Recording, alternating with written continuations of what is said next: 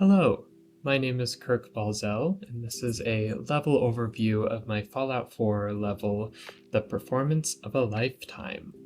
My design goals for this level were 1. To create an engaging and fun murder mystery whodunit. 2. To have ultra-responsive dialogue, having lots of characters that all respond to all the little things a player does. And 3. To achieve a Fallout level of aesthetic quality.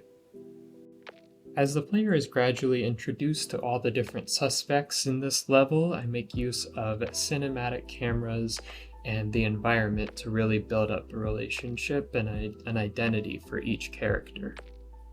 Something I found through iteration that just the dialogue alone, while it's cool that there's lots of different things to investigate, there needed to be more actual gameplay. So every suspect has a piece of environmental evidence that the player can interact with, and there are multiple ways to investigate this environmental evidence for every character. For example, here you can learn that the bartender will leave his post if the right song comes up on this jukebox, so you can distract him to run by him, or you can find a hammer throughout the level that can break down a wall.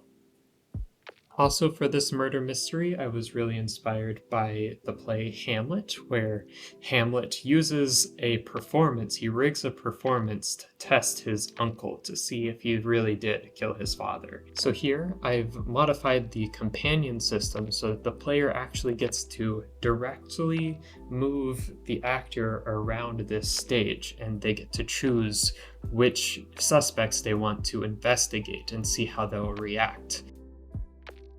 Leading directly into hyper-responsive dialogue, I used dozens of variables and conditions within the Fallout 4 Creation Kit dialogue system to make the dialogue system as nuanced as I possibly could.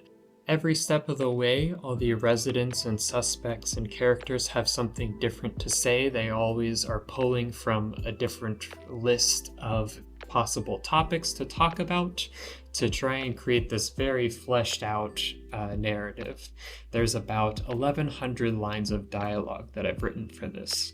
At the very end of the level, the player gets to make a series of choices, whether they want to frame a different suspect, whether they want to clear somebody's name, how they want to deal with the quote-unquote real killer, all these different things, resulting in about 50 different endings for the level.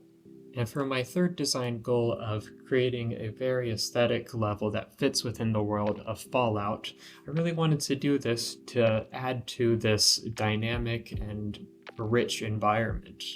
So I got to take all these different pieces from Fallout, especially inspired by places like Diamond City, and place them in a new environment to create something really interesting that still feels true to Fallout.